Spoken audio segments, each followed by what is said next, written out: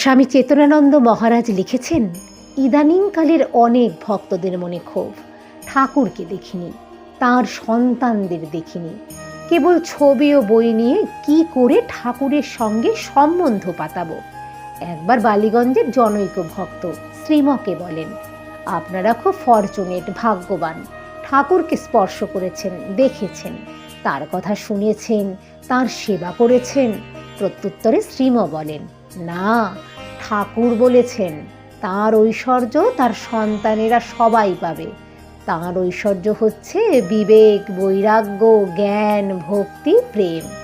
ঠাকুরকে চিন্তা করলে ভিতরে শুভ সংস্কার হয়। ভক্ত যে ভগবানকে ডাকে, সে ভগবানের গুণে। ভগবানই ভক্তকে ডাকায়, সেটা ভক্তের গুণ নয়, তিনিই সব হয়েছেন। এখনো ঠাকুরের মূর্তির ধ্যান, তার ভাব সব ধ্যান করলে তাঁকেই, অর্থাৎ যেমন আমরা তাঁকে জীবিত অবস্থায় দেখেছি, তাঁকেই চিন্তা করা হলো, ফল একই।